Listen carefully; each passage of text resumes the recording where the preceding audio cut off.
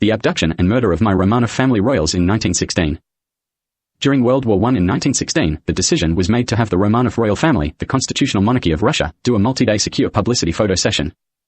The intention was to hire a professional photography crew for a period of days and use multiple non-authentic costumes and props. Then have the royal family dress and pose for photographs covering every important national day in Russia and any more that were considered important and relevant in other parts of the Soviet Union at the time.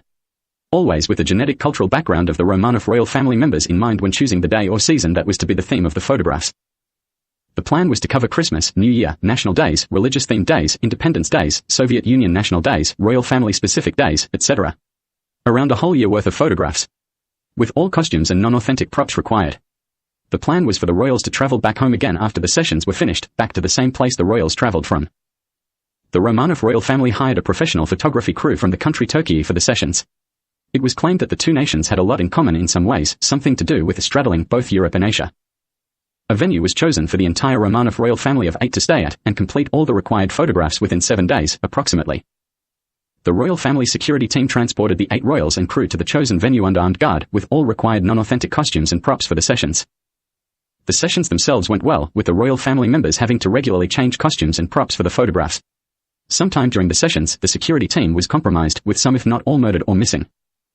When the photography sessions were over, the entire Romanov royal family was abducted by the film crew who completed the photography shoot. They also stole all the clothing and props. The crew from Turkey abducted the Romanov royals from the venue the sessions were in when the multi-day shoot was completed.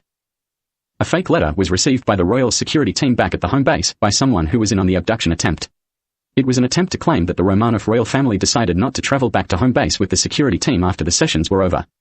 That they had decided to take an unplanned break instead, like a short holiday, and would be traveling elsewhere instead of heading home. It ended with the equivalent of, "See you when we get back." A forgery.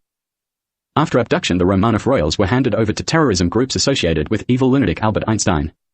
They were victimized, disabled, tortured for information, and murdered by the end of 1916. The offenses against the royals were documented by the perpetrators with images taken of the victims during their ordeal. Possibly film footage. The deceased Tsarina Alexandra Fyodorova, the Romanovs' only remaining descendant after the murders, was my legitimate grandfather Ioseb Chugashvili, nicknamed Stalin. Tsarina Alexandra's firstborn child, of the 7 she had in total. The other 6 children were Princess Anastasia, Prince Ivanovich, Prince Alexei, Princess Olga, Princess Tatiana, and Princess Maria. Ioseb was their maternal half-brother and in boarding school in Georgia when the abductions and murders occurred. I am Ioseb's only legitimate grandchild, with no legitimate descendants.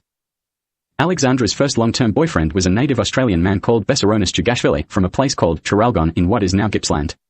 Bessaronis was her boyfriend from the age of 16 up until she agreed to marry Nicholas Hohenzollern II, approximately.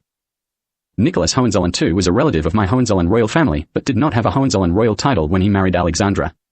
Tsarina Alexandra Fyodorova the Romanov met her future husband Nicholas II when he was in a sexual relationship with her nephew Grigory Rasputin, who was my grandfather Ioseb's cousin. Grigory Rasputin was also murdered, via poisoning, in 1916. He died during a winter walk home, after poison was added to food he ate at a private event he attended. He didn't make it back to his place of residence from the event, and was found dead halfway across a frozen stream, under the bridge that still spans it. Grigory didn't make it across the stream because of the effects of the poison he consumed. After he was found dead, the people who found him shot his deceased body through the forehead, and made up a fictional story about hunting him down. With supplied fake reasoning for it, and souvenir photographs of his body. The perpetrators of the murder of the Romanov royal family members from 1916 then buried the royals' remains in 2 separate sites. The remains of Prince Ivanovich and Princess Anastasia buried separately to the rest. Nicholas Hohenzollern II's penis was severed after his death by the perpetrators, with the motive being that it was bigger than Albert Einstein's. It was placed in a large jar of formaldehyde preservative and kept in storage as a macabre souvenir by the perpetrators. Afterwards, it was mislabeled Grigory Rasputin's penis and kept in storage, disgustingly enough. Treated as almost a tourist attraction in some people's opinions. There have been many photographs taken of the jar and its contents. People can access images of the body part in a jar on the internet. Apparently, they are not all that difficult to find, revoltingly enough.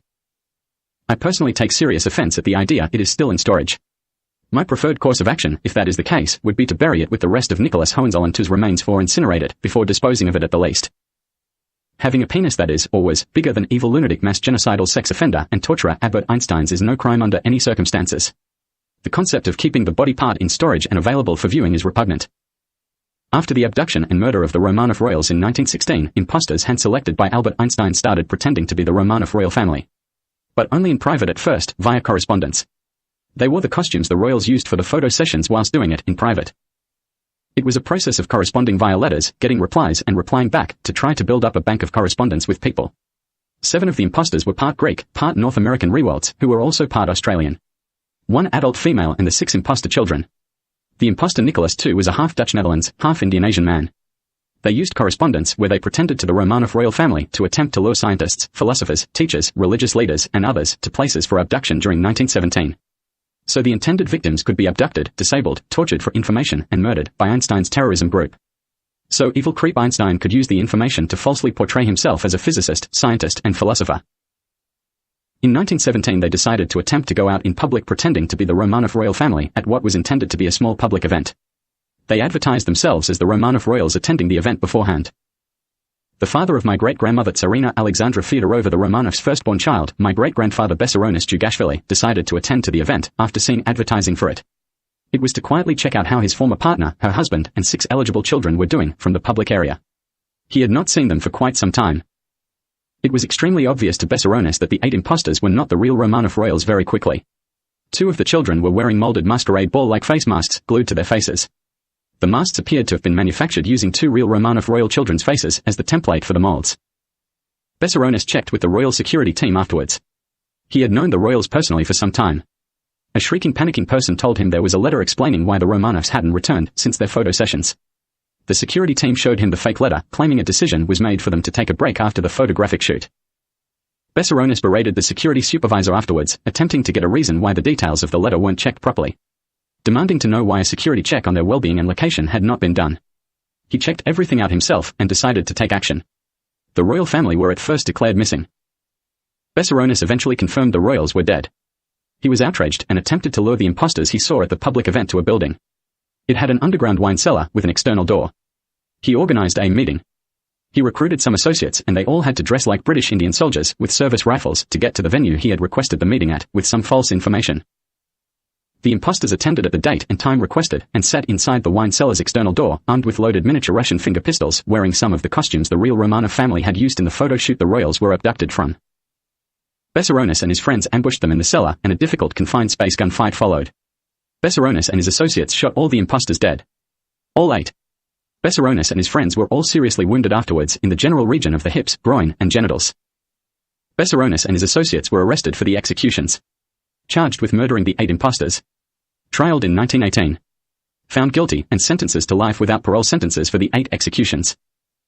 The court records of the trial of Bessarionis and his associates clearly stated the real surnames of the people he and his friends executed for pretending to be the Romanov royal family. 7 of the 8 deceased had the surname Anastasopoulos. The adult male was a part Dutch Netherlands, part Indian Asian man. Bessarionis Jugashvili lived the rest of his life in jail and died in jail in the 1930s. When he died, his son Tsarina Alexandra Fyodorova the Romanov was the General Secretary of the Communist Party of the Soviet Union and Premier, political head of state, of the bloc nation. My grandfather Ioseb Stalin Jugashvili. Some people now pretend Bessarionis and his associates executed the real Romanov royal family. Not the case. The real Romanovs died in 1916. The imposters' executions were in 1917.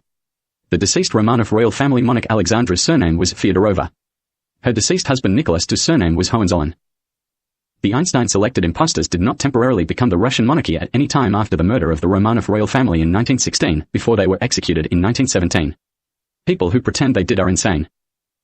People sometimes reference lies told about French royals mass murdered by lunatics from French Guiana in the 1790s when talking about the impostor Romanovs. Those morons pretend the French Guiana murderers of the French royals temporarily became the French royal family after the murders, until the only person eligible to become the new emperor, Napoleon, stole the royal family back with a similar act. Some people bitch and moan, pretending the imposters became the Russian royal family until executed in 1917. Rubbish. Those people can even go as far as claiming the imposters' descendants would still be pretending to be the Romanov royal family now if they were not executed in 1917. Complete insanity. They will even offensively pretend sadly moan that the imposters never even got to hold a fancy dress party and use the furniture and buildings like French Guiana lunatics did in France in the 1790s.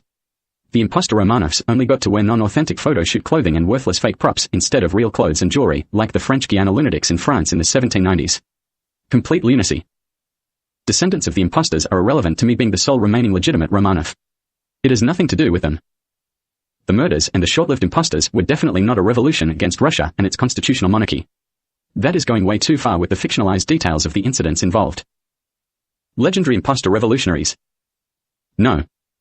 violent, pathetic, and insane. Yes. Lunatics still have all the clothing and props from the abduction of Romanov Family Royals in 1916. Possibly including the clothing all 8 were buried in. Along with all the photographs and film if applicable of them being violated after abduction until their murders.